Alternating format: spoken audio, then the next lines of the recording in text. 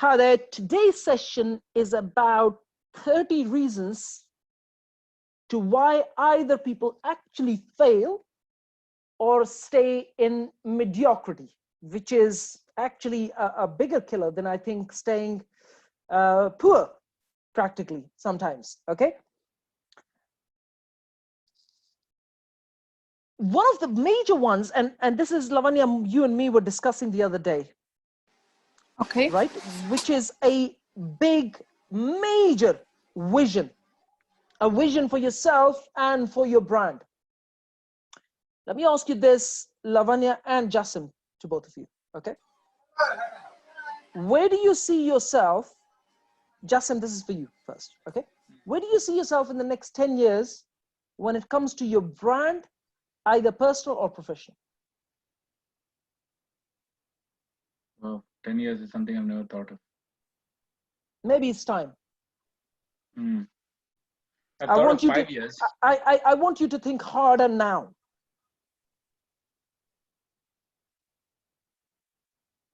You are a creative person. It is, Promaco will be in the likes of companies like Balfour Beatty, companies like AECOM, which is known, as a construction and consulting company in the real estate and construction industry. Okay. My question. Yeah. Do you know how big these companies are? Yes. In terms of revenue? I need to check again. Last I checked, AECOM's revenue was close to $300 million. Okay. Not 300, $500 million. Last I checked was $500 million. $500 million. Okay. Is it a listed company, private company? It's a privately owned company where it's employee-owned company basically. Employee-owned company. I understand that. With the pace that you're going at the moment, do you think you can get there in 10 years?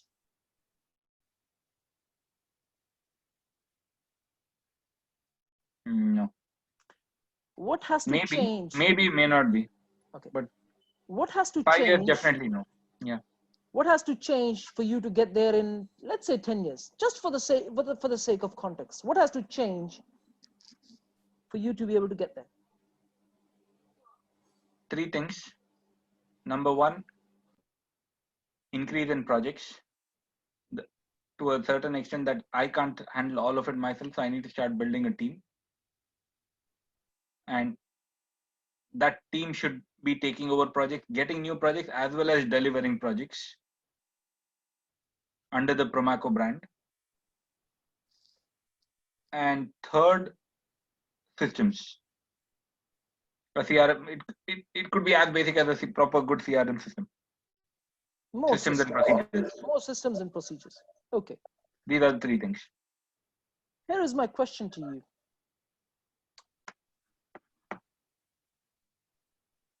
How far are you from hiring your first employee, let's say?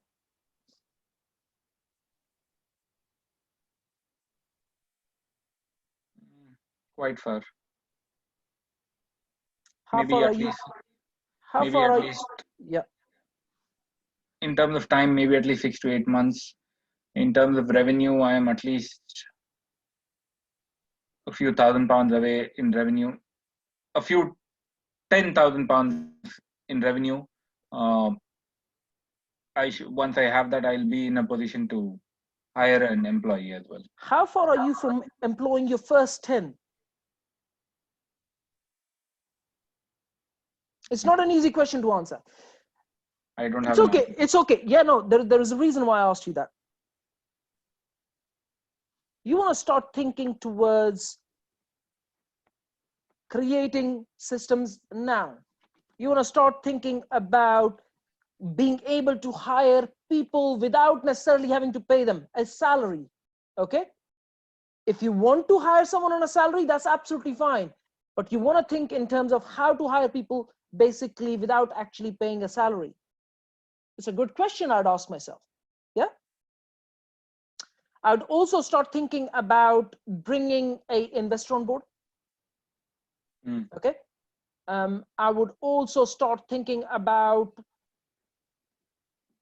systematically showing everything. So it's almost like I'm an investor, for example, and then you're approaching me. Hey, Jack, I'd like, I'm looking for an investor. Would you like to invest in my company? Here is a presentation, but that presentation is based on all your numbers. So what revenue you've done, what sort of profits you've done, what kind of salary you've taken, what kind of systems are you placing, what is your vision for the next 10, 15, 20 years, not just 5 years, not just 10 years, for the next 20 and 30 years. Because remember, if I'm an investor, and if I'm not a short-term investor, if I'm a long-term investor, I want to see what you're going to do in 15, 20 years.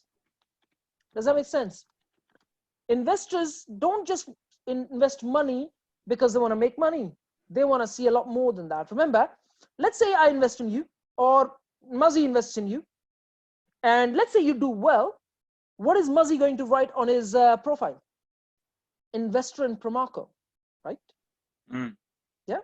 How many investors do you see who actually write investor in Facebook, early investor in Uber, all sorts of things, right? Correct. Okay. But how will you actually show all of that unless you don't have a very, very clear vision in terms of where do you see yourself in the next 10, 15, 20 years? In fact, Alibaba, what's his name? Jack Ma. Jack Ma has gone as far as saying, this is how many years I believe Alibaba will survive as a company. I think he said 100 something years, 190 something or 100 years, something like that. That's the lifeline of life length of Alibaba, he said. Okay. So he's almost predicted, and on the basis of that, he's creating leadership or people who are going to lead that company in the near future, and systems and trainings and everything else in place to be able to say, you know what, my company is going to survive 100 years. Does that make sense? Yep. But a lot of people, I've had this, someone asked me previously as well, well, how do you want me to, I have not even got to like the second employee. How do you expect me to plan for the next 10 years? Well, until you don't do, you're not going to get to your third employee. Okay. Why would people, let's say someone comes to give you an interview. Okay. Let's say you want to hire someone on part-time basis. Okay. Let's say you want to hire someone for 10 hours a week. Okay. And let's say that's a marketing guy, hypothetically. Why would that person join you? If you don't have a vision for yourself, why would you expect someone to join you in the first place? Does that make sense? Let's say you are talking in terms of vision, and you make your next video that this is the vision of Promaco. A serious investor would notice you, may not get in touch with you, not as yet, but will notice you and will start observing you for the next 12 months, 24 months, and then will approach you for business and maybe investments. Does that make sense? When you are creating content, your content needs to be literally absorbed or surrounded by your vision, because that's what people want to see. Does that make sense? It's not just creating content to attract business or to create a personal and a professional brand. It's a much bigger picture that you're creating the narrative of, which will allow you to build your brand on in the first place. Does that make sense? Okay. So I need you and everyone listening to this to go and write, where do you see yourself in the next 5, 10, 15, 20, for as long as you can see potentially, where do you see yourself? Okay. Every time when you try and hit your targets, you will struggle. You will definitely struggle. But I would rather shoot for the stars and land on the moon than not shoot for anything. Yeah. The reason you get sucked, or many people get sucked into the little details of the business, is because they're not looking at the bigger vision of things. Does that make sense? Same applies to me. As soon as I see myself getting sucked into smaller things, I'm always thinking of the bigger vision. I'm always thinking of creating assets. I'm always thinking of creating, when I say assets in the business, it's not just about buying properties. It's about creating systems. Okay, I'll give you an example. Let's say you create your marketing team of, let's say, 3 people, and they are bringing you regular business. Okay. And if you go and say, I want to sell my marketing department, not my business, I want to sell my marketing department to someone who is in the same business, you can actually just sell your marketing department. Does that make sense to you?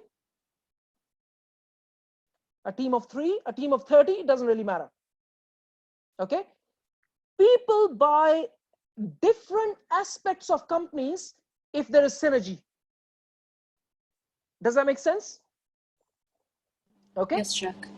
Okay. So you're practically creating assets in your company when you are building something in the business that will make it on autopilot or automated. Either it's systems, you're hiring a team, whatever you're doing, you're creating a leadership program, you are creating a marketing system, whatever it is that you're creating, it becomes a separate asset in and itself. Okay. I'll give you an example on Muzzy. I'll give you an example on me. For example, we are creating a CRM system on phase 3. That will become an asset in the company in and itself. A coding and a separate asset in and itself. If ever I want to take that code and create it into a separate app, it doesn't take anything. The code is already there. Does that make sense? And I can sell it as a separate business. Yeah. Same applies to Muzzy, for example. Muzzy, let's say, gets to 30, for example, units. Okay. And he says, you know what? I'm going to create a marketing team. I'm going to, let's say, have 3 people in my marketing team. Okay.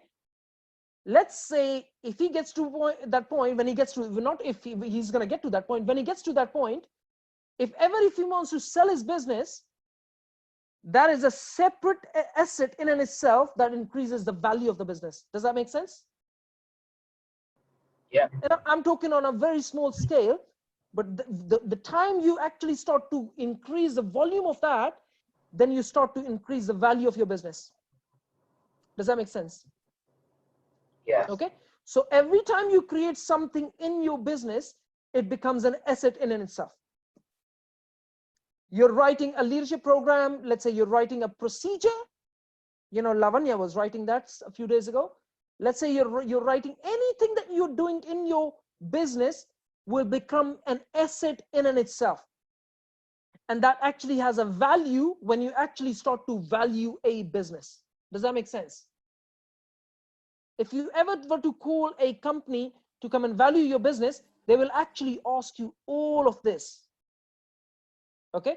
Starting from how do you, for example, network and attract leads, to how do you nurture those leads, to how do you close those leads, how do you create more products, how do you create more services, how are the systems created, how are the procedures created, how are the after sales systems created. They will ask you everything in the context. Does that make sense? Okay. So I mean, if you have any questions, you can ask me. This is obviously an interactive session. Okay. But the point I'm trying to make for you is that unless you actually start to don't do it now, you will not be able to hire people. You will not get to the point when you can hire people. Okay. A system needs to be in place for you to hire people. Otherwise, you can hire someone and it's going to be a chaotic situation where you don't know what to do with it. Okay. The person will come in, they don't know what to do. You don't know what to do. You'll be just, you know, like, it's almost like you'll be creating as and when required kind of stuff. Does that make sense? Yeah. Okay. Yes, Jack. For example, when we were hiring people in our previous businesses, And the same with PEN as well. They already know when they come in what to do. It takes about a week for them to get kind of familiar with the content or content and context of what's happening, and they get adjusted. Okay, I don't have to instruct them a lot. Most of the times they know what to do. Okay, because there's already systems in place, there's already written instructions in place that are given out for them to be able to stop their work and carry on doing their work. Does that make sense? Yes. All right. But from what I started is the vision. If you don't start to apply the vision now, and I mean now, when you are a one-man band or a two-man band or a three-man band, you cannot get to the fourth and the fifth. And even if you do get there, it'll be a chaos. Well, there's always chaos in business anyway, but it just gets a lot more easier, as well as the fact that you're creating assets within your business. Does that make sense? Yes, Jack. But the point I'm trying to make is you got to do it now. Especially, Mazi, for you, it's time you really start to create your procedures. Start writing them down. Your systems. Start writing how you attract leads, how you convert those leads. Start writing it all down. Yeah. And that becomes your value ladder products and systems and everything else to follow. Okay. Okay, and that becomes a valuable business in and itself. Okay, when we were running the show for business, we are running PEN. I'm exactly doing the same formula. We start writing procedures, we start writing systems, we pretty much start creating the blueprint for the business, because that blueprint becomes valuable. Okay, and that includes scripts, that includes everything from like I said, right from the start of networking all the way up to closing the business and after sales and everything else around it. Okay. I didn't quite cover the first point, which was no purpose. I think we already are very clear with the purpose side of things. Unless you don't really wake up with a very, very clear purpose to where do you want to see yourself, your family, your personal life, your professional life, it's just not going to happen. Okay. And that will allow you to work more on your business rather than in the business. Does that make sense? Okay. We all have to, at one point or the other, work in the business. It's a part and parcel of what we do.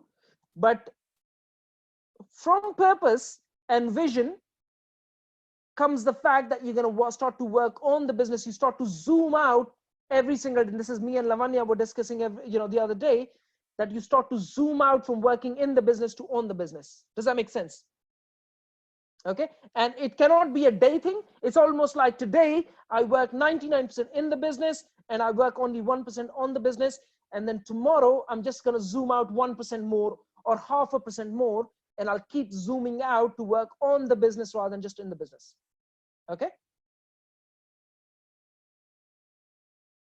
if you have any questions, you can just ask me in the midst of all this. Okay, and then one thing and another thing that I want to really kind of share with you is, you gotta have this very, very instinctive inside you that you gotta leave mediocrity. Okay, one thing that I learned, and I learned this a very, very long time ago. Can you elaborate that, please, Jack?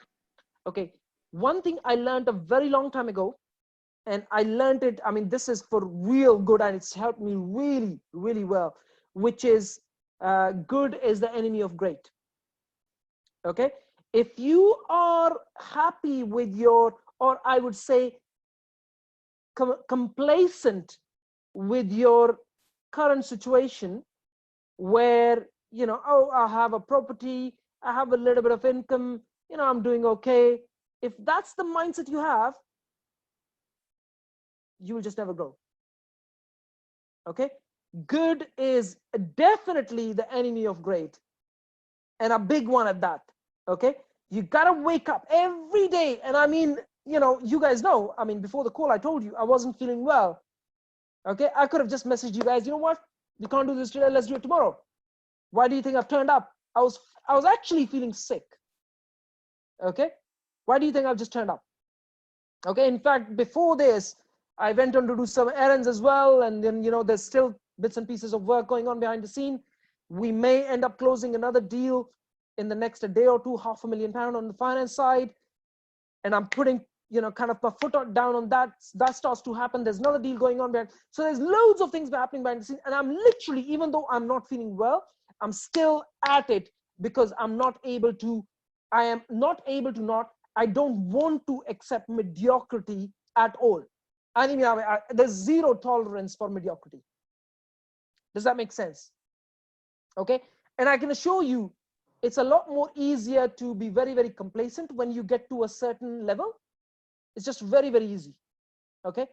I don't have to necessarily do a lot of work. I can work maybe 3 or 4 hours a day and I can still make very good money. But I don't want that for myself. I want to make sure that we build real assets in the business and we make sure that we kind of get to that point where it's a worldwide company, very, very well known, pretty much around the world, especially in the major metropolitan cities, for example. That is the aim. That is the aim. Okay. And whatever it takes, I will get there. That is the question. And again, I'm just giving you an example in the context that I am in. How does that apply to you? Okay. Things can be slow, things can be fast. Mazi, maybe you can give us an example of a slow and a fast time for you. Yes. The time during the lockdown when it was initially implemented, that that was an interesting time. A lot of things slowed down, but funny enough, that same time sped up within weeks because we had to pivot very quickly. So yeah, I would say that period actually showed us both a very slow period and a fast period.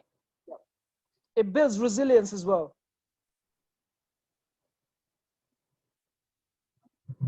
Yeah, absolutely. Okay. That's good. Any questions so far? No, nothing from me. You've explained what I wanted. The question I had, you answered that. So would you do me a favor, Jason? Would you go and write maybe a rough plan for the next 20 years? We are just not talking about 10. That I was finding difficult. I want you to come out of your comfort zone. I'm pretty sure you can do that. My comfort zone is 5. I've already stepping out of my comfort zone to go to 10. Okay, so let's do 5. Let's do 5, and then in a few months I'll ask you to do 7. Let's do 10. 5 and 5 is something I can still think of. I keep thinking of 5-year plan. Yeah. But 10 is something is beyond my comfort zone. Okay. Let's work on a work on a 10-year plan, and then that's out of my comfort zone. Definitely. Okay. Mazi, would you do that for me as well? A 5 or a 10-year plan, whichever you are a little out of your comfort zone. Yes. For me, better 5 say 10. Better say 10, otherwise you are in trouble. I'm going for 10. I'll go for 10. See, if you ask me, I would say go and really push yourself and write down 25. That's too far away to think, Jack. Let's do it. I'll go for 25. Hold me accountable. I will 25. call you. I'm going to put in my diary, Mazi. I'm going to put in my diary. Wait, we are recording this call. I'm actually going to do it on the call, okay? I'm going to call you on the 1st of October at 9 o'clock.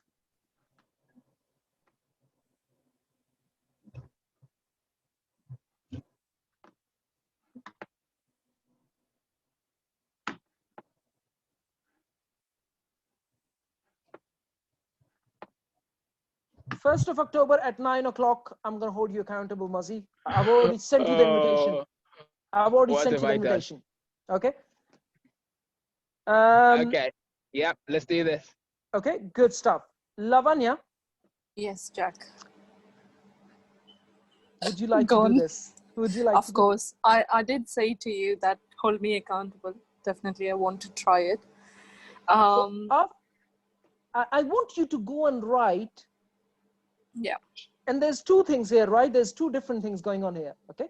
Yeah. One is your business goal or business aim, okay? Yeah. Yeah. Fortunately enough, or unfortunately enough, whatever you want to call it, whichever way you look at it, is unless you don't become that person, you're not going to achieve these goals. Okay? Of course. You have to become that person who is just become that person who achieves his goals. Okay? Yeah. You may be a little short on the goals sometimes, and that's okay. But at least it's almost like, you know, shoot for the stars and land on the moon. I can sometimes be happy with that. Okay? Yeah. So I want you to write down not just your professional goals in terms of where do you see your business in the next 10, 15, 20, for 25 years. I would say 25. Okay. But I want you to write down, how do you see, and this applies to everyone, not just Lavanya, you, including me. I am exactly doing the same things that I'm sharing with you guys, okay? I want you to write down the kind of person you see in the next 25 years.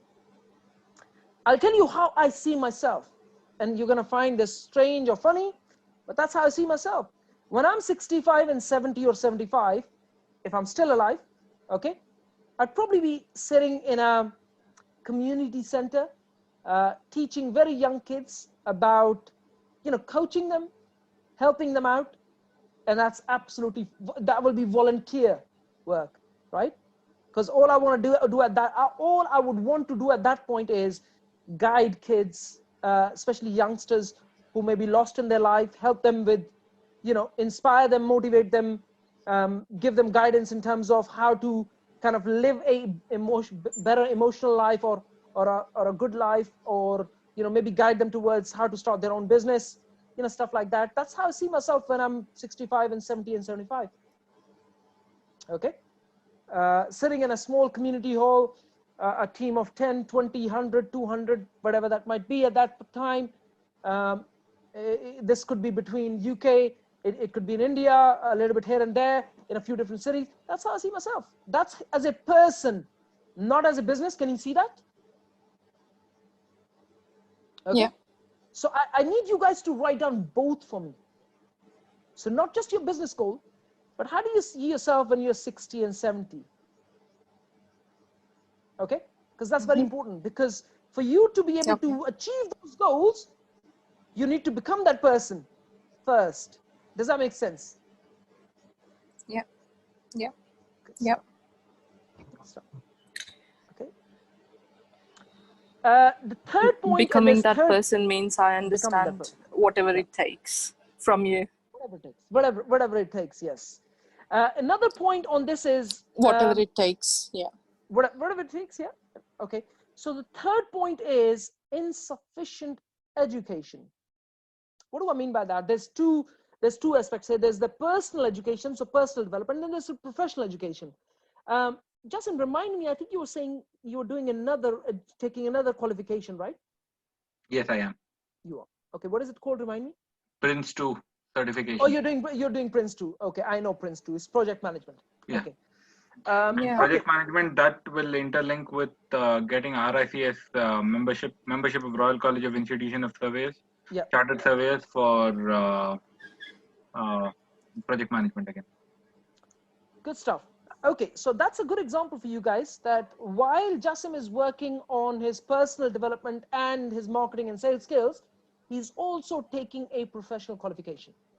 Okay, same applied to me a few years ago. I went on to do a consulting diploma from Oxford College, and then I did my finance certification, which allowed me to work as a financial advisor and a mortgage advisor back in the days. I still have that certification and it's still valid.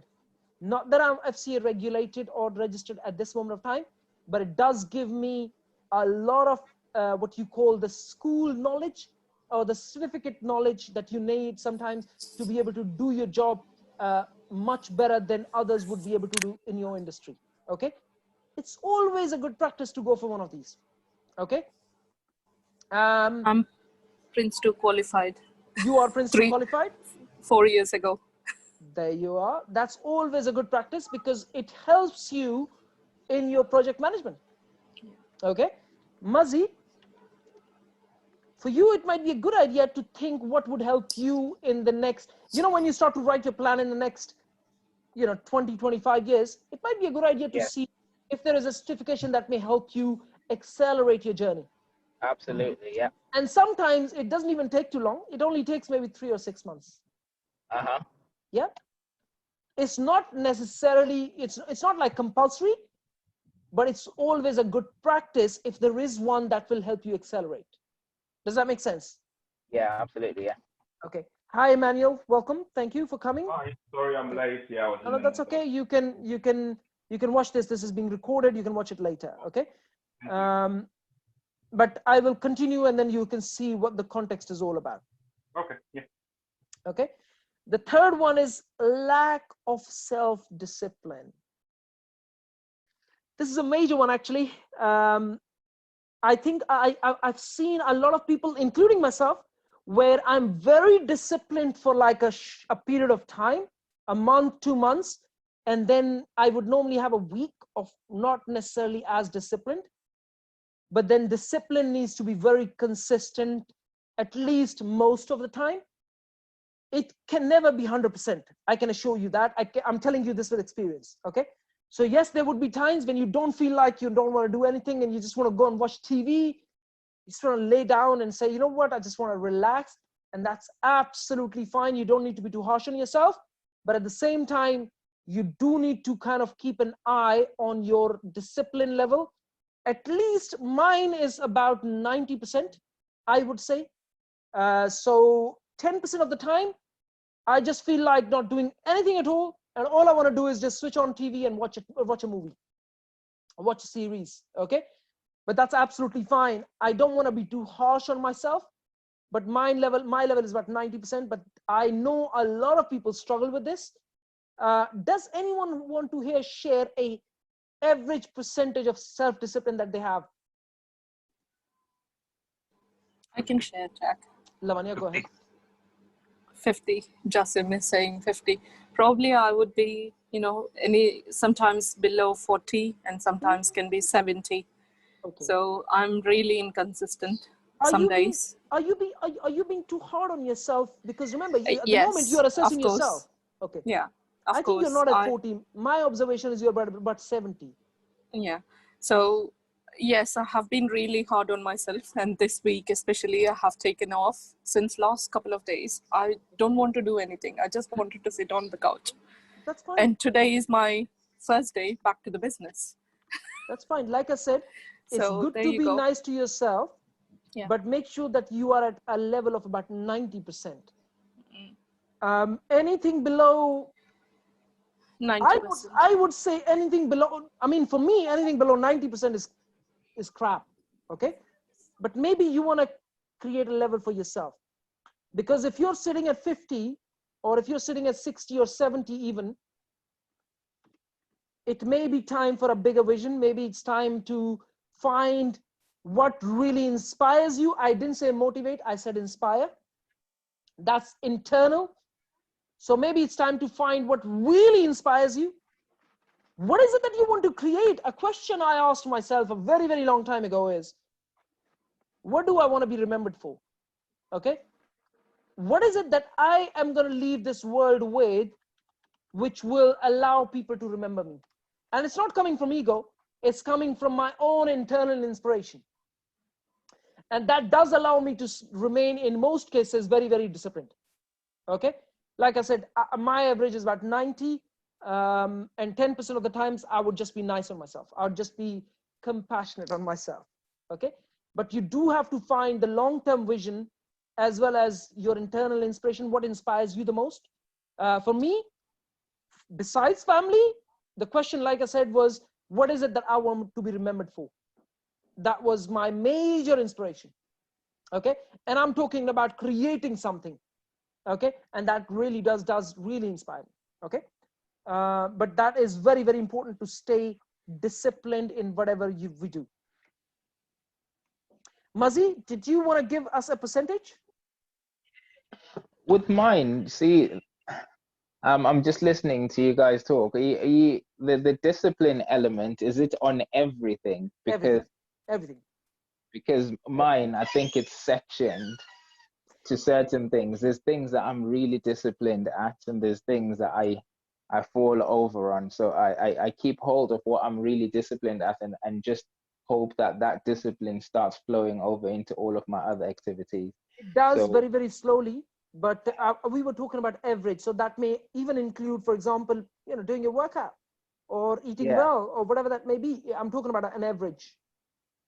That's it. So when we talk about my workout, I set myself a target to go jogging every morning. And this is something that I've done every single day for the past 7 months. So my discipline level on that is really strong. And I would say with the things that I fall over on is I set myself a target to reduce my TV levels. And they have reduced, but they're not at the level that I want them to. So I'm slacking on that side. If I were to average it, I would be going closer to the 70, 80 mark. Okay. You can section it out as well. Yeah. Jack and the other people, I need to leave. I'll catch up on this with regards. No problem. Take care. Bye-bye. But it's vital that you actually keep a very consistent watch on everything that you do, because that pretty much spills over on everything else that we do. Yeah, agreed. Okay. And again, the fifth point was coming to ill health, overeating, wrong habits of thoughts, lack of workout, inadequate supply of fresh air due to improper breathing. Again, a lot of people don't realize that you can't be creative if you're not breathing well. Okay. When I feel I'm not breathing, I literally just walk out and take my calls outside. Okay. So all this is a part of self-discipline.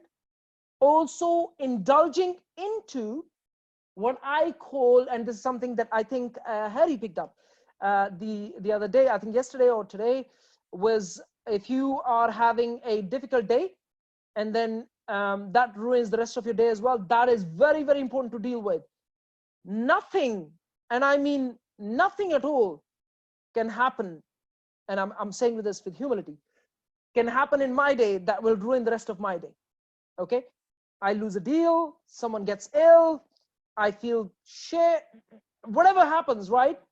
That does not affect the rest of my day. Okay. Unless someone dies, that is a separate issue altogether. Okay. Other than that, nothing at all can ruin my day. Okay. A client calls me and says, you provided a crappy service, I'm not happy with you. You know what? I'll make sure that you get a fantastic service in the coming weeks, right? You got to make it work, but don't let it ruin your day. Okay. Another thing that a lot of people struggle with is, and they dig into past, which is unfavorable childhood. Anyone had that? Okay. I won't say childhood, I had my mid-20s very unfavorable to me, but I used the most of that time to do personal development. So that really helped. So I used it in my favor to everything that was going wrong in my 20s to leverage into my 30s and 40s.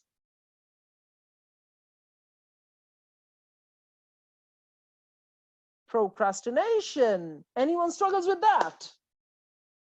Major one at that, actually. Yep.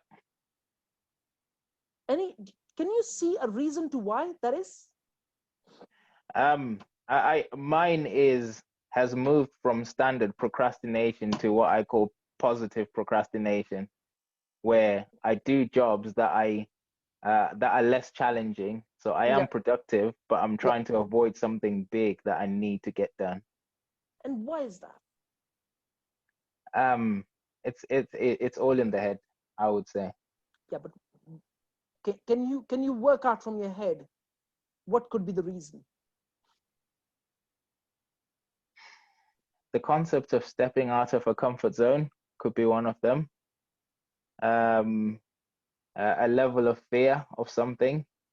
So if it's something that I'm taking on which is brand new, it could bring in a huge opportunity, but there's a fear of maybe failure, fear of something that doesn't go right. So you kind of sort of positively avoid it. That's my assessment of my behavior on certain things. By doing second degree jobs, which may not necessarily be that may be delegated. Exactly, yeah. That is a major problem, you know that, right? Yeah, absolutely. I know. Okay, I'll tell you how to deal with that. Okay, look at your life, and I'm not saying you necessarily, I'm talking about the context of things. Okay, so this doesn't apply to you, it applies to everyone, including myself. Okay, yeah. Look at compare yourself. Again, you should never compare yourself, but compare your life to what you had 10 years ago. Is it better? Yes. Okay.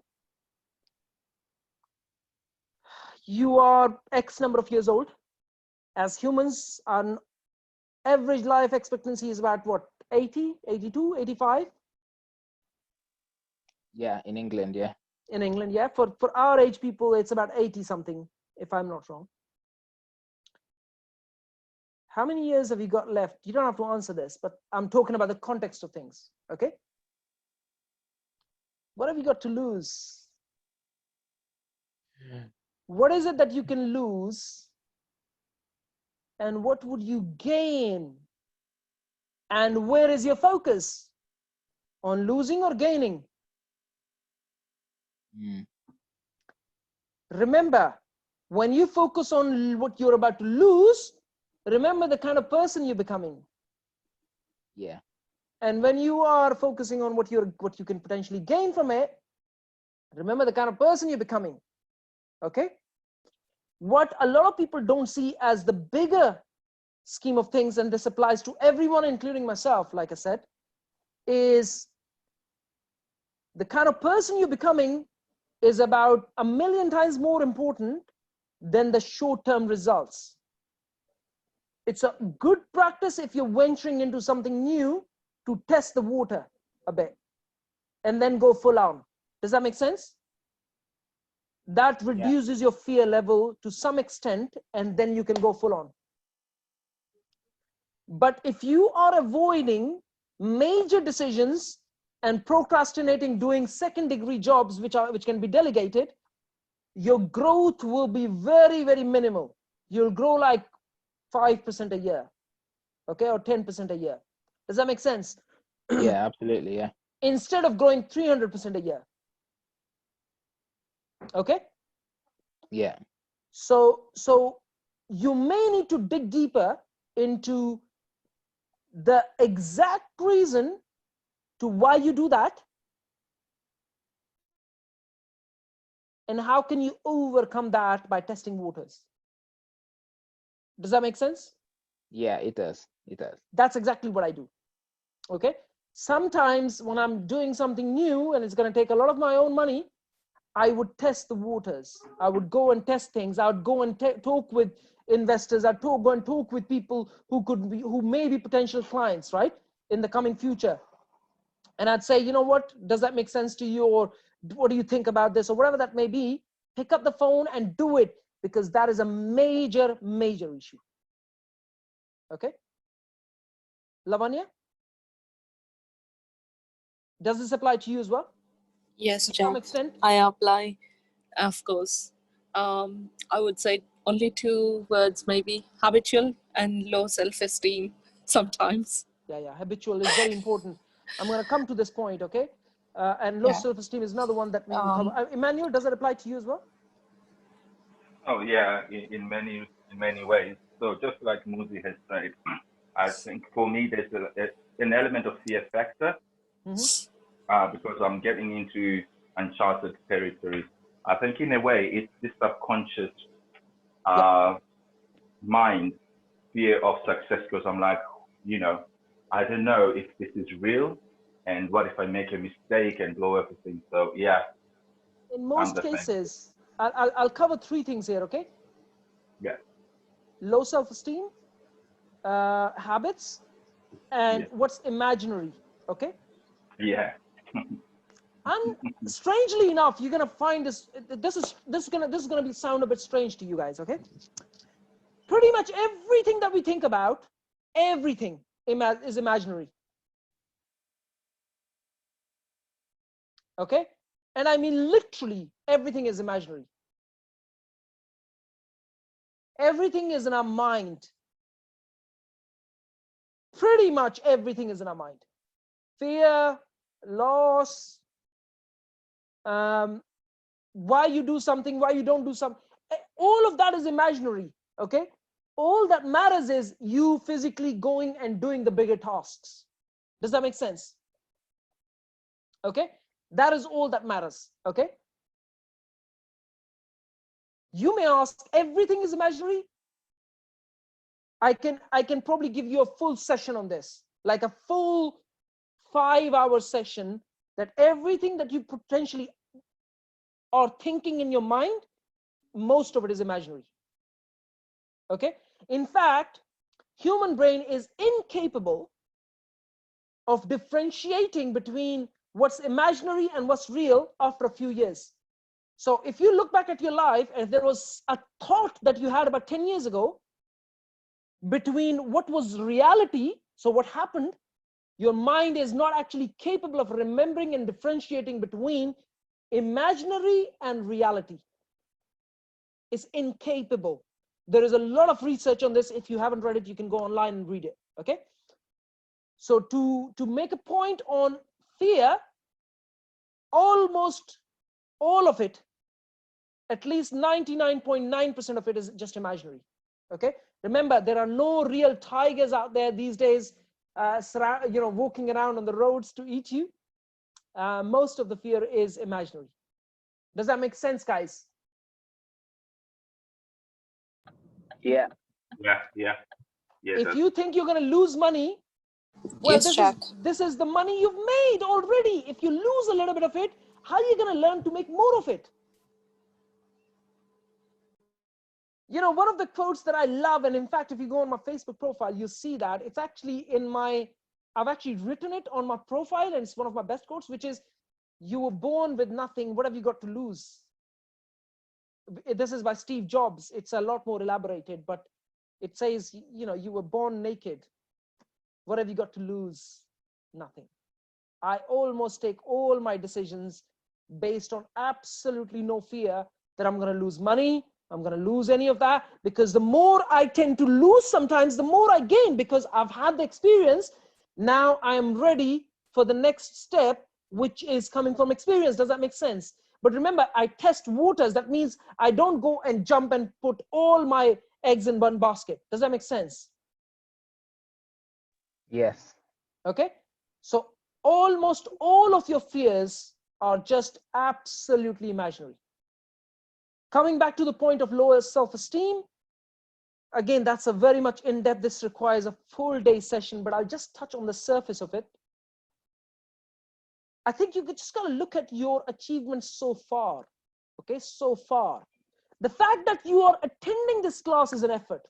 You know, it takes effort to be here and to be really digging into your, you know, your habits, yourself, your conscious, your subconscious, your unconscious part of your mind. It takes a lot of effort, doesn't it? I'm making you think. That takes effort, right? Yes, Jack. The fact that you've managed to, you know, Lavanya, I can't say anymore. I mean, you've achieved quite a lot in your life. You should really be coming up and saying, you know what, I've done really, really well. Does that not give you confidence? It does give you confidence, but completely this is something totally new of what the field I am in. Okay, even though, for example, earlier I said project management. Yes, I've done Prince 2 4 years ago, 5 years ago, back in, you're talking about 2014s. Yeah. I've done it because of my IT job. Yeah. I remember so that, yes. I was in different field and everything. Sometimes maybe confidence comes with the work. I don't think that's a good correlation. Yeah. Okay. I think, know you said that, but I don't know how to overcome it. Okay. Did you understand? If I was you, I would look at my daily activities and say, you know what, I achieved this today. Yeah. And that could be the most minor thing. I'll give you an example on me. Okay. Mm-hmm. I woke up this morning, I had to go and pick someone up, drop them to a property, do an errand in the property, instruct a couple of people on the things that were happening behind the scene. And then I came back, I had a couple of bits and pieces to do. And then I came and did this session, you know, and then after this, I have to go and do some more errands. I have to do the analysis on a deal. And if I can do all of this, I look back at my day and say, you know what? I did my tasks. Okay. That includes instructing my tech team on a couple of tech issues that we've been having for the past literally nearly a month now. Okay. And I've done my job. Does that make sense? And that in and itself is a good correlation to look at and say, I have done what I went out to achieve today in this moment.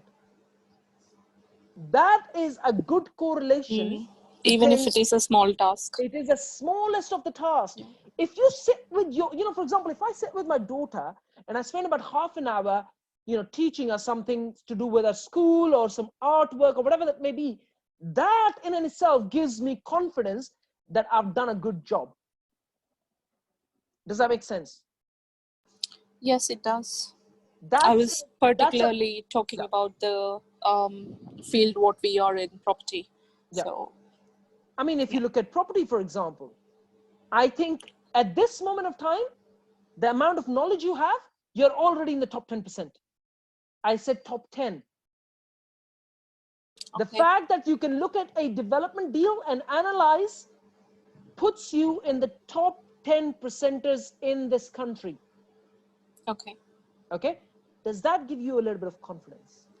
It does, of course. Okay? But remember, the confidence doesn't need to come from external sources. It needs to come internally. Okay. Just because I'm saying you can do this, that's external. Yeah. The internal confidence comes from that the fact that you're able to help your kids do, you know, their studies. Yeah. Okay. The fact that you can wake up and run a franchise should give you internal inspiration and confidence. Of course. How many people can do what you do? There are a few people, but there are a few, very less. Okay, very so less let's look at a percentage. Maybe. Let's look at the percentage. Do you think 90% of the people in this country can do what you do? No, definitely not. You are already the top 10%ers. All you're trying to do now is you go from the top 10%er to the top 3 or top 1%er. Does that make sense? Yeah. Okay, but that's only going to come, Lavanya, if you really say, you know what?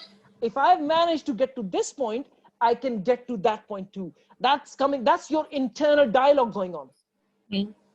Does that make sense? Yeah. Okay. Emmanuel, how does it apply to you?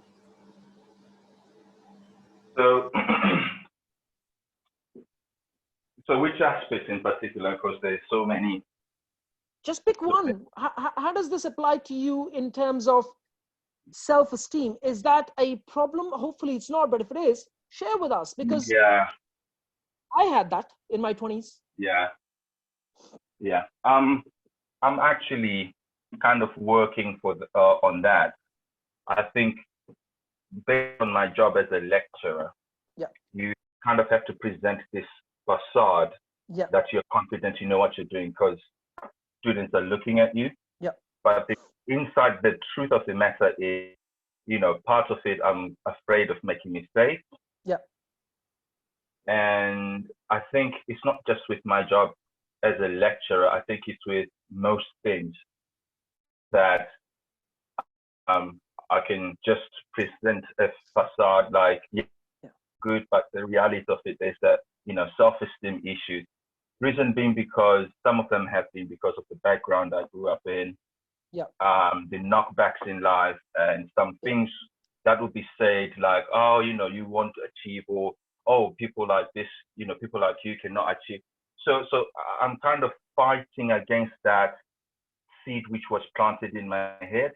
And so when I'm trying to achieve something and I come across obstacles, that thought comes back. It's like, ooh, it's like fulfilled prophecy. And what inspires me is when I listen to testimonials of other people as well who kind of have a similar sort of background. That kind of motivates me a little bit to keep on trying. But yeah, I do have those issues. I do have self-esteem. Okay. So let me share with you what happened with me. Okay. So I grew up, and I'm sharing so you can see how it applies to your context. Okay. I grew up in a very well-off family in my teenage years, right? But in my 20s, I struggled with everything potentially imaginable. Okay. Because I left my parents, I moved to a new country. I was struggling with everything that you can potentially imagine. Okay. And my self-esteem was knocked like literally off big time by people that I was surrounded by. You know, you don't know how to do this. You get everything wrong. You just cannot do this. I had that from a million people in my life. Okay.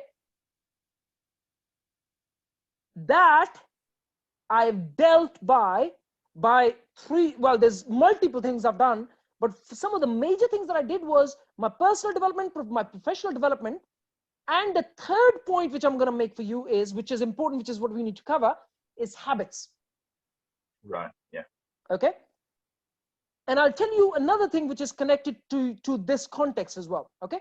There are three kinds of people in the world, or three layers of people in the world. Okay. One are which are, I won't say people, I will say mentors. Three kinds of mentors in the world. Okay. One are which are lecturers and teachers. Okay. Second ones are consultants who, so teachers and lecturers teach in schools or colleges or, you know, universities, right? And then you have the third level, second layer of people, which are consultants, which actually consult other businesses. And then you have the third layer of people who actually go and do it themselves, right? And then you have obviously one layer which do all three. Okay. I'm an example of you which does all three.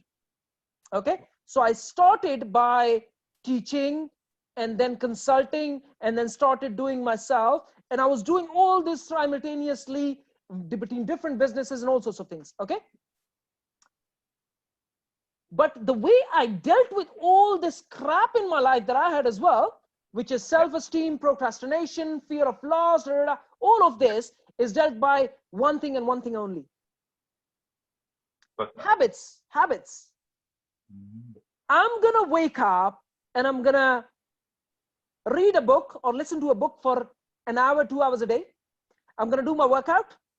I'm going to spend time with my family, and whatever time is left, and I mean, whatever the heck time is left, if it's 8 hours, 8 hours, if it's 10 hours, 10 hours, if it's 12 hours, 15 hours, it doesn't really matter, whatever is left, I'm going to focus on building a business. Does that make sense? Yeah. Okay. And that habit of coming from the context of vision, a mission, to be able to inspire people, as well as the fact to be able to create something which I'm remembered for, with the foundation of very strong habits, you will start to observe that you're going to start to get results. You're going to start to observe that you start to lose fear, as well as this fact that you're going to start to build your self-esteem really well. Does that make sense? Yeah.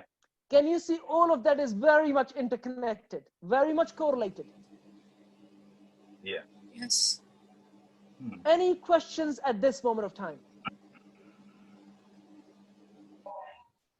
No, Jack. So, question for everyone here is, what is your next step? What is your main focus now?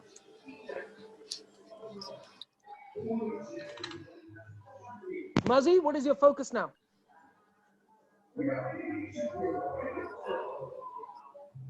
Can you hear me, Mazi?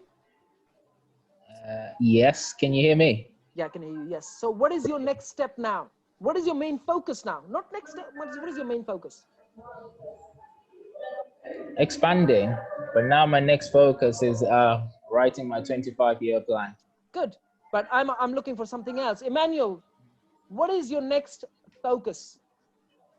So my next focus is to go back at the drawing board. There's things which I should have done before this meeting.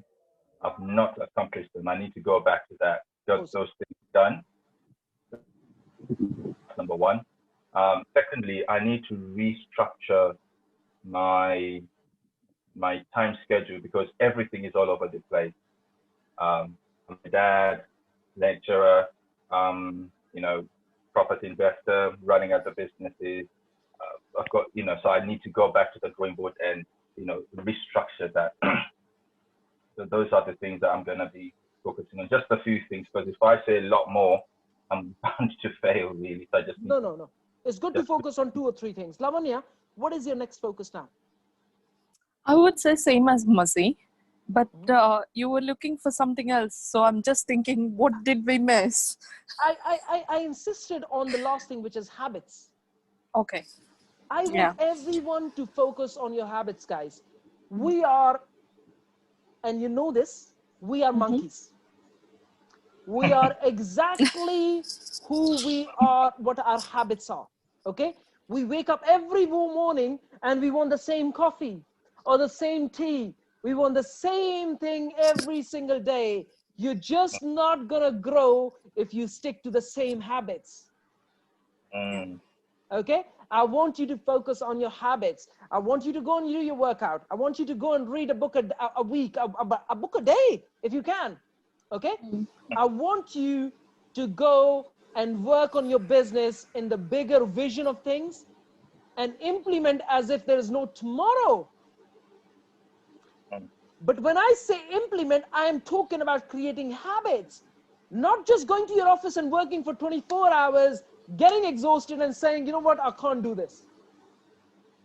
I want you to create structural habits of working out, jogging, or whatever you want to do, then doing your meditation or listening to a book, and then spending a little bit of time in the evening with your family, and the rest of the time that you have, working on your damn business every single minute, every single day, and creating a bigger vision and really working on your business and not just in the business. Okay? Just observe me. You may see me working in the business, but every single minute and every single day, you're going to start to see me zooming out and working on the business. Lavanya, can you see that? Yes. Yes. Even if it is a very minor thing, every single moment I am focused on working on the business rather than just in the business. Yeah. Okay. I literally do that very, very consciously. And that is potentially coming from regular habit creation. Okay. Lavanya, with a lot of respect, do you wake up every day and you just walk into your franchise? No. Okay. When you wake up, what is your focus 3 or 4 hours? What do you spend time on? I don't want you to answer this. My question, the reason I'm asking is to ask yourself. Yeah. What are you focusing your time on? Within that context, ask yourself, what do you want to be remembered for? Okay. Question, guys. Very important question. I know when we are dead, and we will, you know, we are going to die, right? That's how we are built, right? But it is a very important question to ask. How do you want to be remembered? Okay. How the hell do you want to be remembered? What kind of narrative do you want to be remembered for? If you were to write your story, okay, before we leave this world, how do you want to be remembered how does that day look like in that page of your book look like as of today? What does that look like? Does that make sense? Yeah. I know it's not easy. Yes. But I can promise you, if you ask that question habitually to yourself, and if you work on the bigger vision and you create those habits, you will come out as a serious winner. Okay? You will come out as a serious winner. Focus on the habits of getting the work done every single day and not on the thoughts of what you're about to lose. If you are going in that direction, test waters, move on. Don't indulge into that thought of losing too long. Does that make sense? Yeah. Yes, Jack. Yeah. Lack of persistence. I think majority people fail on that. If you start something and you leave it, remember, you're not going to get nothing out of it. You go back to zero, right? Mm. Let's say you've taken a step. Yeah. Now you are at step 1, or you're at step 2, and let's say you feel like giving up. Let's say you give up. Where do you end up? Back to zero. Back to zero. So remember, if you ever feel like giving up, you're going to go back to zero and you have to start all over again. Mm-hmm. You're just not going to be able to get to 2 when you're back to zero. You still have to go to step 1 and step 2 and step 3. Let's say if you are at step 9 and you feel like giving up, where are you going to end up? You're going to end up on 0. And then you have to scale back again. Step 1, step 2. Unfortunately, if you give up and you go back to 0, you're not going to go back from 0 to 9. You have to still go back again to the ladder, and then you have to start all over again. Does that make sense? Yeah. Yes. So don't ever think of giving up. I can assure you 99% of my observation and my experience of people is that they give up early. Sometimes too early, sometimes quite at later stages in their life, they still give up. And that's exactly the reason they never ever get anywhere. Okay? Yeah. Lack of your thought process. I know a lot of people who indulge into sexual thoughts. Okay? I'm not going to cover this a lot. There's no need for it. But I do know a lot of people who indulge into that. In fact, in my 20s, I was like that. Okay? If you're one of them, those who are listening to this, I can assure you that is a real killer of success. Okay? Negative personality. How many people do you meet? This is a good question for everyone. How many people do you meet who you feel they have a but at the end of everything? 95%. That's called creating a negative personality. I don't need any names here, okay? That's called creating a negative personality. Please, guys, focus on what you can do and not what you cannot do, okay? Don't be... Huh? Easy to say but, right, Jack? Come on. You know, when people come to me and they say, but, I want to see, do they just tell me a problem or do they tell me the solution as well? Because that tells you a lot about that person. Yeah. Okay? Remember, if you just ask yourself, this is what you call coaching yourself, okay? If you ask yourself, if you have a challenge, if you just ask yourself, how can I solve this problem? Ask yourself again, how can I solve this problem? Ask yourself the third time, how can I solve this problem? You're more likely to find an answer in yourself. It's like 3 whys. Exactly that. Okay? It's called coaching yourself. I want you guys to get to a point where you don't need me and you don't even remember me. No. I want you guys to be able to coach yourself and ask yourself, how can I solve this problem? Ask yourself 3 times, 4 times, 5 times, as many times as it takes to be able to solve a problem. Don't come just with a problem. It's okay to go and, you know, let's say, just for the sake of context, right? Let's say, Lavanya, you come to me and say, you know what, I've got this problem. I've asked myself 3 times, 4 times, 5 times. I'm unable to solve this challenge. Can you help me? That is a good starting point because at least you tried. Yeah. Okay. But if you just came to me with a problem, okay, no one can provide a solution. I may be able to provide you a solution. Don't get me wrong. Okay. But that's not owned by you. I want you to become that person. Does that make sense? I want you to become that person. I want you to be able to look at a challenge and say, how can I find the solution? And if you can't find that solution within yourself, then become that person to go and ask for help. Don't just keep it in yourself. Okay? Ask me, ask another member, and if you can't find it, that answer within the team, we will go and find a person who has that answer. Does that make sense? Mazi, a question I would ask myself if I was you is, how can I grow to 100 units? That's a great question to ask. Am I right? Ask yourself good questions, guys. It's very, very important. And then ask yourself, how can I get to that point? And then come and ask me. If I can't give you that answer, I will make sure to find that person. In fact, I have 2 people already that I know who have that answer, who've done it.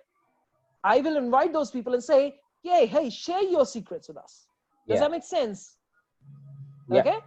A good starting point for you, Emmanuel, could be, how can I get to a point where I am doing, I have, I don't know, let's say doing 20 deals in my pipeline. Does that make sense? That's a good question to ask. Lavanya, I remember when you started, a good question for you would be, how can I get to 10 HMOs owned by me? Right? Yeah. And how can I get there faster? Okay, a good question to ask. Yeah. I will answer that question to some extent. If I can't answer it fully, I will find a person who can give that answer. Does that make sense? Yeah. Ask yourself good questions and then look for people who can find those answers for you. That answer may be already in yourself, or I may have it, or another team member may have it. And if you don't have it, we will find the person who has it. Does that make sense? Okay. Another question to ask for yourself, Lavanya, would be, how can I get to a land deal that will give me £1 million in profits? Does that make sense? That's an interesting question. That is an interesting question. How can we get to that point? Okay, it's a good question. And I can assure you, if you ask yourself good questions, you will get good answers. Okay. But the point I was trying to make was negative personality, which is become the person who focuses on solutions rather than problems. Okay?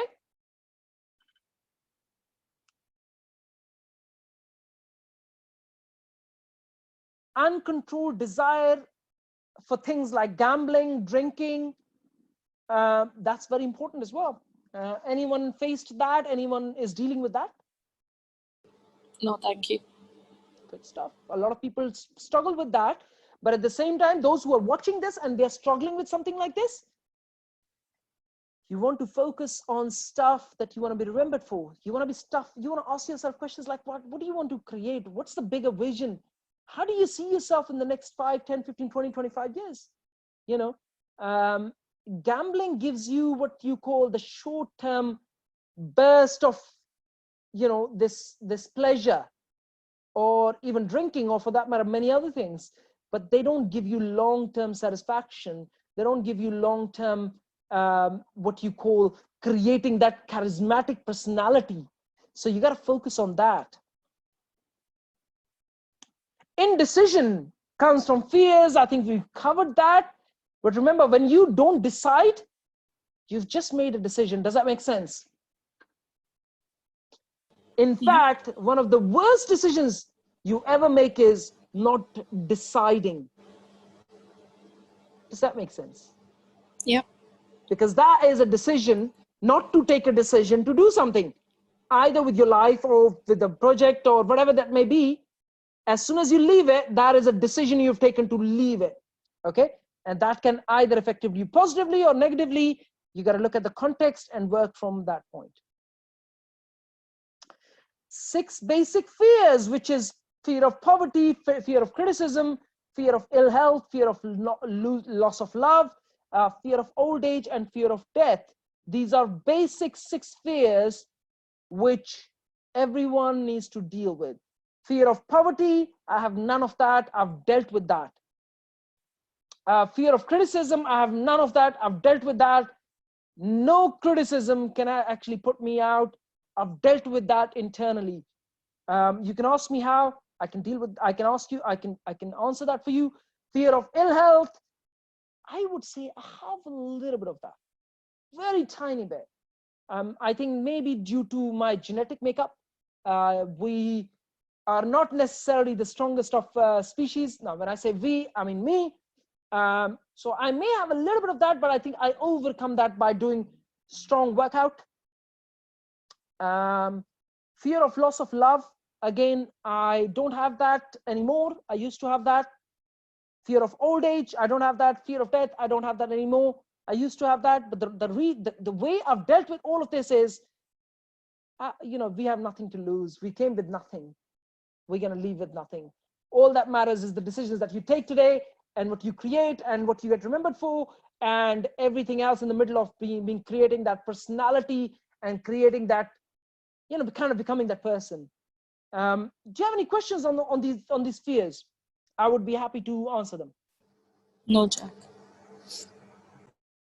I can do a full 2 session on this, just 6 fears. But if you have any questions, I can answer. If not, then we'll just move on. Wrong marriage. I just hope none of you are in it, but those who are, you may want to think, because that is another biggest killer of being successful and living a good life, for that matter. But we're not going to cover much of that. Overcautious and undercautious. Who's been through that? Mazi? Yes. Overcautious and undercautious. There's just no balance there. There's just no balance there. But I would say for me, I'm undercautious. Because I partnered up with my wife. She is overcautious, and that's how I realized that I'm undercautious, because I'm more of, let's just do this, let's go for it, and she's more of, let's calculate things. Yeah. And it's shown a couple of times in different scenarios that a bit of both is important, but a balance of the two. I would rather be on the overcautious side than undercautious side. Yeah, I'm just wired different. I jump in. I jump in as well, don't get me wrong. But in most cases, I am on the slightly overcautious side than undercautious side. I can sometimes, very occasionally, be undercautious. And as soon as I am, if ever I am, I always tend to lose, unfortunately. Yeah.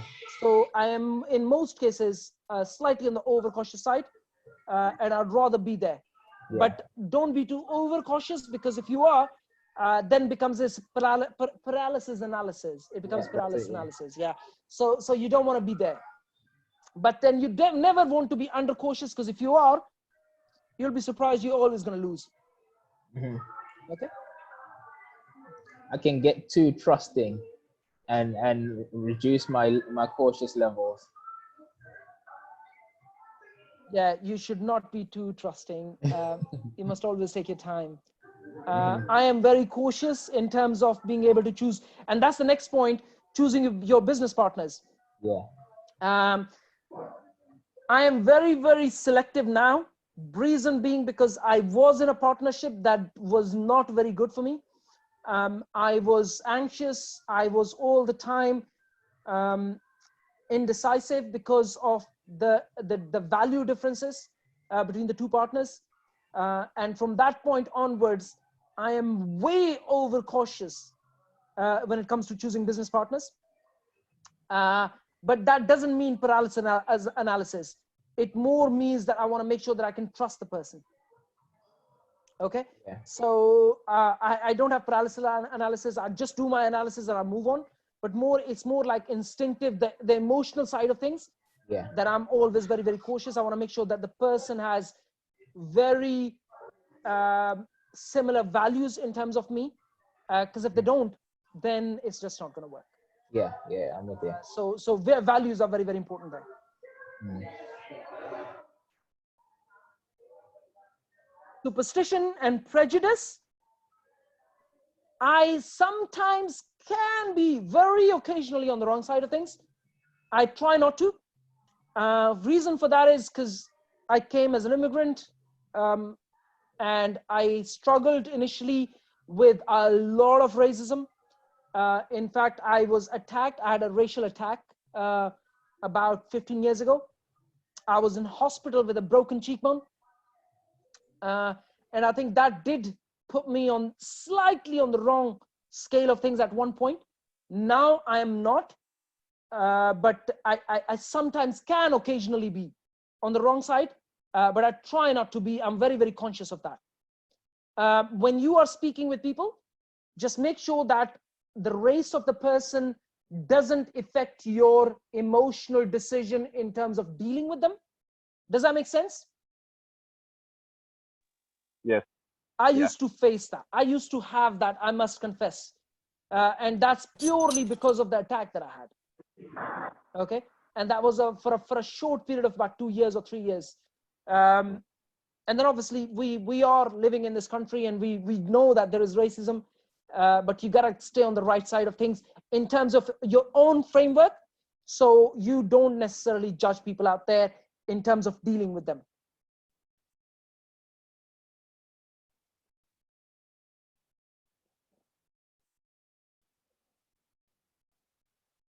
Wrong selection of vocation. Who here thinks that they shouldn't be in the property industry? It's a binary question. It's a yes and no closed question, guys. Not me. If ever it comes to your mind that property is not for you, deal with that. Because if it's not for you and you're working in it, if you're working in it, you are gonna kill yourself, and you're not gonna come out of it with a lot. Okay. Property business is people's business. In fact, every business is people's business. Okay. And if you think you're not built to deal with people, that means you're not built to run a business. It has absolutely nothing to do with property business. It's to do with any business. Okay. Business is people's business. And if you are a people's person, then you are made for business. If you're not a people's person, you want to become a people's person, or you want to become that person that has all the personal development skills to be able to communicate effectively and to be able to deal with your business effectively. But if you are in the wrong vocation, that is a major, major issue, guys, to deal with internally. Lack of concentration of effort. Very important. People that you meet who tell you one day I'm sourcing, the next day they're telling you I'm doing rent to rent, the 4th day I'm doing Bitcoin, the 5th day I am doing day trading, the 6th day I am doing retail, 7th day e-commerce. How many people do you know like that? Oh my gosh, that's like a story of my life. The amount of people I hear say that. Jeez. How many people do you know personally? Quite a few of them. And then they say after that, can we partner up so we can work together? And I'm thinking, exactly. And you know that they're not getting results, right? Yeah. It's called lack of concentrated effort. Okay.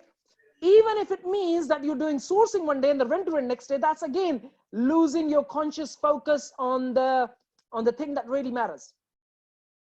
Okay.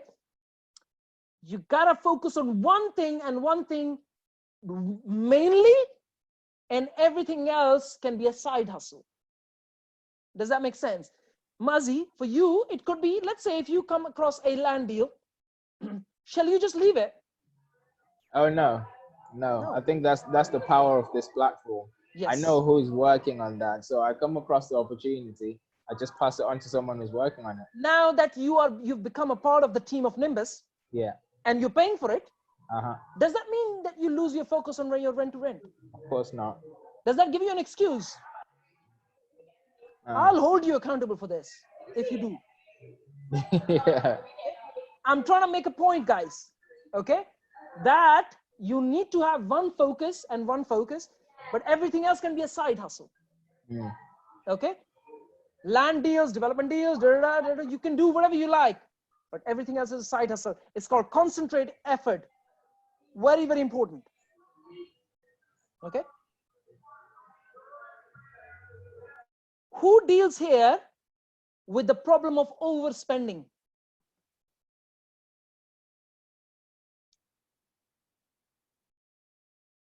Anyone? I know a lot of people who deal with overspending. In fact, I was one in my 20s. Okay. In fact, I was a major one. Spending many nights that I can remember over £1,000, £1,200 a night. Outings, drinking, parties, stuff like that. I've dealt with all of that. I can show you one of the biggest killers of success. Okay. So those who are watching this, you need to control your spending habits, regardless of what stage you are at. You could be worth 10 million. And how many athletes do you know who make millions and lose it all? How many celebrities do you know who make it all and lose it all? That's the overspending habit, guys. Okay. Never ever keep lose a control on that. This is another major one. This is all really important stuff going on, guys. I know we are going really nearly an hour and a half now. Okay. But this is all major stuff. Lack of enthusiasm. Do you wake up and not have enough enthusiasm? Fine. Anyone here? Now that used to be a problem for me, not anymore. Not anymore. It used to be? It used to be, yeah. The point of hearing the alarm clock and just thinking, shit, you know, literally drag yourself out of bed. I can assure you, I had that in my 20s when I was struggling with things. But the lack of enthusiasm is really correlated to your vision. Yeah. It's not being able to see the bigger scheme of things and seeing how you're creating a bigger company, a bigger brand, and leaving mediocrity. That is very important, guys. Yeah. Okay. I can assure you that I come from a space where I was working for £4 an hour to a point where I am in statistical way in the top 10%ers. In fact, I am in the top 5%ers in the UK. Okay. Either you call it in terms of money, or you call it in terms of mindset or the kind of lifestyle I live. I am already in that bracket from right bottom of 5%, you can say, to the right top of 5%. Okay. How did I get there? I can assure you it comes from a vision for yourself and conscious focus on saying, you know what, I'm just not able to accept mediocrity. Does that make sense? Okay. If you haven't eaten in the best restaurant in your town, that's mediocrity. If you haven't visited the best places in this country, or for that matter, other cities, you are living in mediocrity. Okay. And I'm saying this with a lot of humility. I'm not saying this to brag or to put anyone down or any of that. The aim is for you to start thinking about becoming in the top 10, 5, even top 1%ers in terms of mindset, lifestyle, as well as the kind of money you make. Does that make sense? Yes.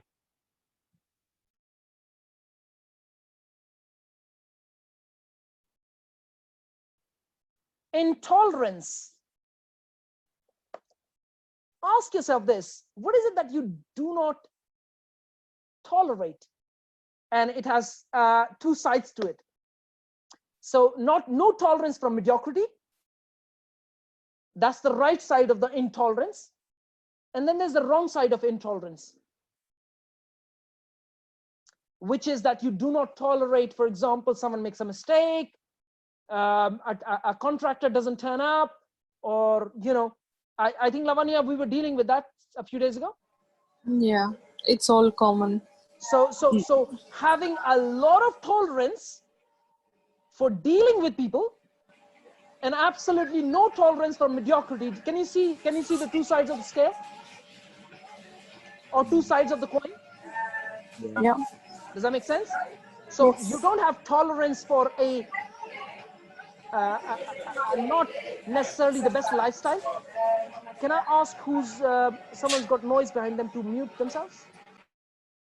Okay, so can you see that you should not have tolerance for a mediocre lifestyle, a mediocre relationship, or you shouldn't have tolerance for many other things in life, but why you should have tolerance for contractors, people you deal with, people you employ, you know, stuff like that. So there is two sides of the coin that you need to get right.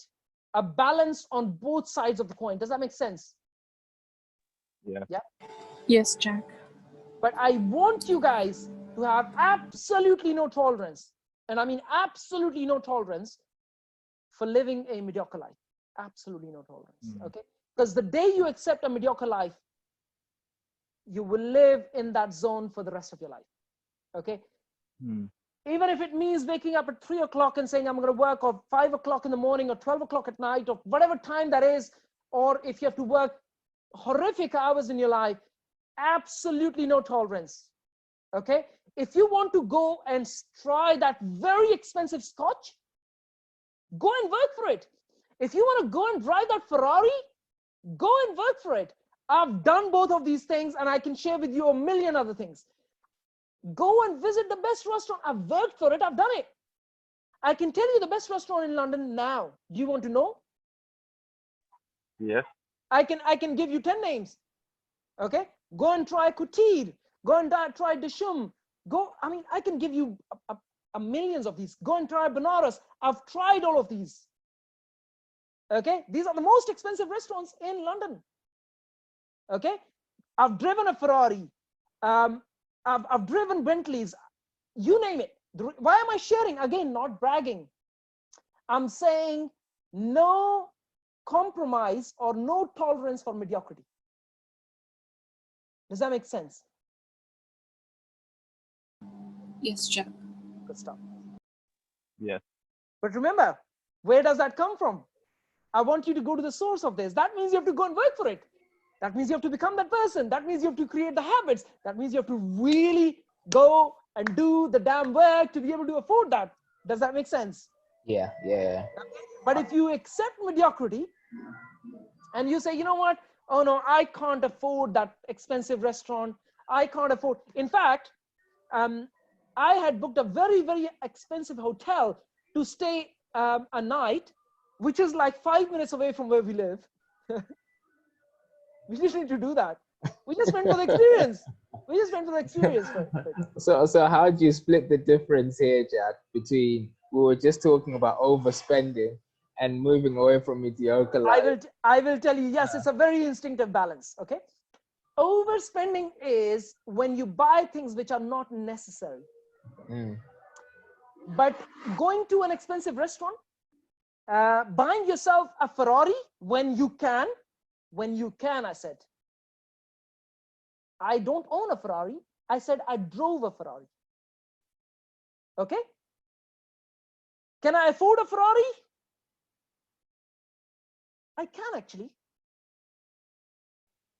An old Ferrari, if I was to buy an old Ferrari, it'll probably cost me £1,000 a month in a month installments. I could. I choose not to. Okay? I would rather maybe just have a Bentley, which I'm aiming to buy. But again, why am I sharing this with you? Purpose is to learn the instinctive balance between overspending and being able to enjoy your life and not accept mediocrity. Okay? Overspending could be, and I'll tell you what overspending for me is. Overspending for me would be to go and buy a designer sofa. It's a sofa. Doesn't make sense to me. Going and buying a designer t-shirt for £1,000. That would be overspending. It just doesn't make sense to me. It's a t-shirt. I can go and buy it for £50. It doesn't make sense to me to go and buy £1,000 for a t-shirt. Does that make sense? Yeah. Yeah. In fact, I have a cousin. He would go and buy himself a £300 shoes or a £300 belt, and buy himself a £500 for a jeans, and I look at that as overspending. Now, I want you to define what overspending means for you. Everyone has their own definition. Okay. But I want you to understand that enjoying your life and not accepting mediocrity is not overspending. That's enjoying your life and making sure that you work towards creating the habits to be able to create a business that allows you to do so. Does that make sense? Yeah. You don't want to look back at your life and think, shit, I didn't enjoy that best meal, or I didn't enjoy that best holiday, or I didn't enjoy driving that best car, even if it means leasing it for some time. Okay? I don't want you to look back at your life and think that. Okay? Lavanya, any questions on that? No, Jack. It's clear on its own. Yes. You will see me doing sometimes people find it very funny when I do these things. You know, I'd go to the most expensive restaurant, and then I'd try and save 10 pounds in something that I feel is overspending. And they find it very funny. But you have to define your own boundaries yourself. That's up to individual, yeah. Exactly. You have to define those boundaries yourself. Okay. Inability to cooperate. How many people do you come across that are not just prepared to cooperate when it comes to getting deals done? Mazi, you might come across a lot of people like that. Oh yeah. It's not able to cooperate. You know what? Yeah. It's just cooperating. You compromise a little bit, I'll compromise a little bit. Let's get a deal done. Absolutely, yeah. You don't want to be that person. I just want to make sure that you don't become that person. When it comes to getting a deal done, even if it means losing a little bit on the short term, but you gain long-term something, or losing a little bit in the short term, but you gain something in the short term, make sure that you can get a deal done and not just become that hindrance or the person that is not prepared to cooperate. Does that make sense? Yes, Jack. Okay, a lot of people struggle with this as well. I actually know quite a few people like that. Possession of power and money not acquired by themselves. I know actually a lot of people like that who have got money from their parents, and the fact that they feel that they are in power and that they are not able to control either their feeling of power as well as the money. How many people do you know that actually lose money like that? In fact, most of it. A lot of people. Look around you, you're going to find people around you.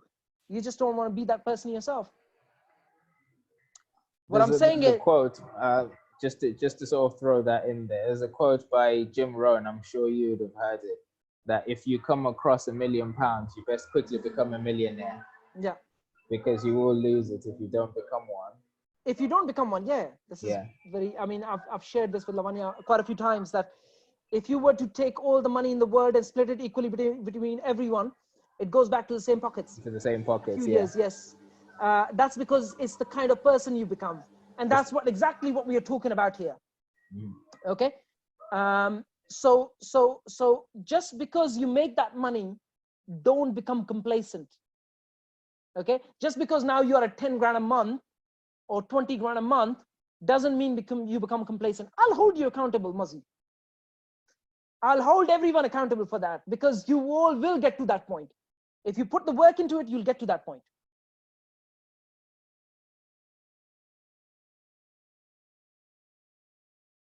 This is something I come across a lot. Intentional dishonesty.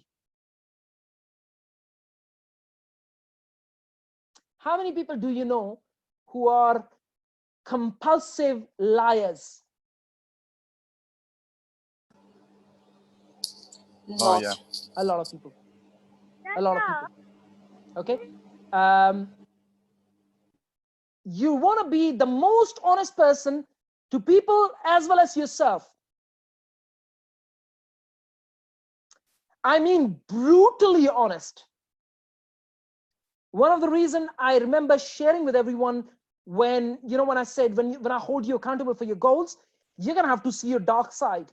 And that means brutally, and I mean really brutally honest with yourself, saying, you know what, I just haven't acquired the skills to be able to scale my business as yet, but I am going to do that. Does that make sense? Okay. You want to become that person, brutally honest to yourself. and to other people as well. Ego and vanity is another one. Again, another time, another day, a full session required for that. A lot of ego. I have a very healthy ego, I must say. I've built a healthy ego. So if you ever feel that I have a little bit of ego, it's healthy ego, okay? But that has come from a lot of negative ego as well, okay? I was at one time not skilled. I was not the executioner. I will talk about it, but I will not do it. But now I've become that person. I'd go and do it, and I'd go and really do it, and I'd put everything into it, and then I have a healthy ego about it, okay? And that's a good thing to have a healthy ego. Any questions on that? No, Jack. Do you ever come across a point, Jack, where your ego is tested, as in people think that you've got too much of it, and you feel the need to justify that it is actually a healthy one? Every minute, Mazi. I thought when so. When I speak with people, I get challenged all the time. And I have to literally either prove myself from something that I've done previously or something that I'm doing now. And I say, you know what? If I'm sharing this with you, I'm actually doing it myself. Does that make sense? Yeah. Okay. So I get challenged a lot of times by my clients, people around me. You know, I have a huge network. I get messages all the time and saying, you know what, show us what kind of work you've done, or tell us about yourself, and it's not just that, but I've had people negatively, so in a negative tone, asking me, what have you done so far? I've had that a lot. In fact, I've had this a lot from my very, very close people, and that is more challenging than people who are external. Does that make sense? Absolutely agree. So, yeah. So when someone challenges me, this is how I deal with it. First of all, coming back from previous experience, I will pull out something and show them. But if I don't have something to show them, I will just tell them, you know what, give me some time. Okay. And then that's where my healthy ego comes in and say, you know what, I'll show you how I can do it. Does that make sense? Yeah, absolutely. Yeah. Okay. So then I will go and put conscious effort into doing it. And when I've done successfully, I will then go and show them. And I don't show them because I want to brag or I want to show something. It's about proving it to yourself. Does that make sense? Yeah, it does. Yeah. I just wanted to find out if it's actually something normal, because I've had... No, that's normal. That's normal. And remember, I shared 3 levels of mentors. You are becoming one, Mazi. People will ask you that. There are 3 levels. There's one, which is teachers and lecturers. Second is consultants. And the third is people who've done it themselves. Okay? Yeah. Try to be all 3. Try to be all 3. Okay? Don't just be one in one category. Okay? Yeah. I remember in my consulting days, I was looking at someone's business. The guy was doing 20 million in revenue. And he was generating, it was a low profit margin business. He was maybe making about $500,000 in profit a year, which is still not bad. It's a lot of money, $500,000. But I was looking at his business and I could see holes like crazy. And I told him, I said, look, I can easily take you from 20 million to 100 million. And I can take your bottom line profit easily. I can easily double that. Okay. So I can increase your revenue by 5 times, as well as the fact that I can double your bottom line profits, right? And he said to me, can you show me that you've done it? I said, I'm a consultant. I have not done it myself, but you don't have to pay me if I don't do it. So my strategic proposal to him was based on results. Based on results, yeah. Okay. So that's one category. And then you have the first category, like I said, which is teachers and lecturers. Second category, which are consultants. And then you have the third category, which have actually done it themselves. And now they're showing it to others. Does that make sense? Okay, or to some degree they've done it or whatever, right? Be all of these three, not just one. Okay, and you're gonna see all of this as we speak with myself as well. Okay. Yeah.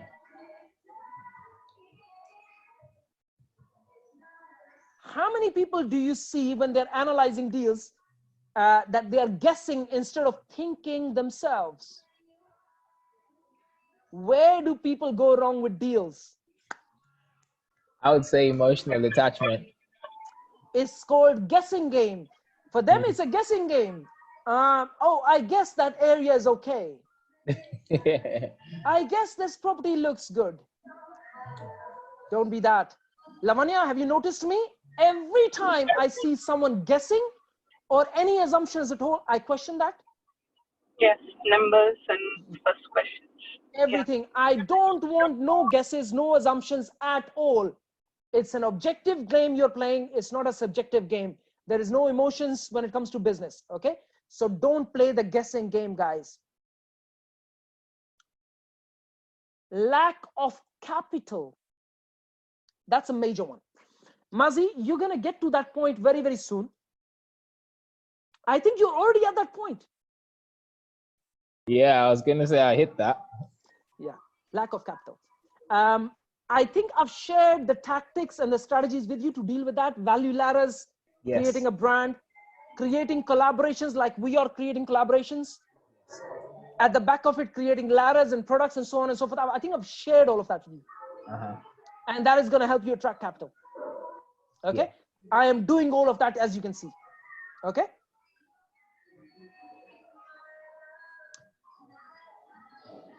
The last but not the least is inherent lack of brain power. Okay. Do you come across people with lower IQs or you don't? It feels wrong when I think that, when I'm talking to someone, and I can sense that, yeah, you're not very smart. I feel bad for even thinking it, and I never say it. Okay, but, yeah. So here is how someone, let's not be judgmental here, okay? Mm-hmm. The way to deal with that is, let's say if ever you felt, have you ever felt that you have not as much brain power as another person? I have felt inferior, yeah, when I'm holding a conversation with someone. I still do. I still do. I still do. I'll tell you why. I have met some seriously smart people in the world. I'm talking about some seriously smart people. I'm talking about people who can wake up in the morning and say by the end, or let's say they on Friday they decide they're going to make £1 million by the end of the weekend. And they actually have done it in front of me. And when I see those people, that makes me feel, and again, you should not compare yourself. You should learn from them. Mm. Okay? Inherent lack of brain power comes from not reading, not observing, and not doing. Does that make sense to you? Yeah, absolutely. Okay? Yeah. And there's another side of the coin that I'm going to deal with as well. Okay. So if you feel, again, don't compare yourself, just assess and learn. Okay. If you feel that you are meeting people that are really a lot smarter than you are, spend time with them. Yeah. I remember meeting one person. He is one of the top richest Indians, top 10 richest Indians. This guy came up with the idea, and I'm not going to share the idea, but I'm just going to share that he came up with the idea, and I think he raised a few billions from a government just based on a single idea and nothing else. There was no implementation. There was no business at the moment. Just on a piece of paper with a written idea, he raised a few billions from a country government. Some really smart guys out there. Okay. Even if you look at, for example, Tesla or, Mr. Musk, Mr. Elon Musk, he's a very, very smart guy. He made that truck. Before he's going to go into production, he's going to get the bookings. So he's going to take money beforehand. And then he's going to go and produce. and he's already sold them. Can you see the real smartness here? Okay. How does that apply to you? How does that apply to you? Okay. So if you ever feel that you come across people who are really smarter than you, maybe it's time to shadow them, observe them, as well as go and read, guys. Go and read. Go and observe, go and read. Spend time with the best teachers. Spend time with the best consultants. Spend time with the best mentors. Spend time with the best entrepreneurs. Spend time with the best of the best people in the world, people who are the really happiest people in the world. Why do you think I interview people? Because I see something in them. I see something that they have that I may learn from. Okay? Even if it means it's going to take me a 0.001% towards my goals of becoming a better entrepreneur, a better person. Does that make sense? Yeah. Okay? So it's very, very important to learn that and not be disappointed by looking at a smarter person and thinking, shit, this person is smart and I'm not. Okay? Other side of the coin is, do you come across people who come and tell you, you know what, in the next 5 years, I'm going to make $1 billion. The other side of the coin is the wrong ego. Okay.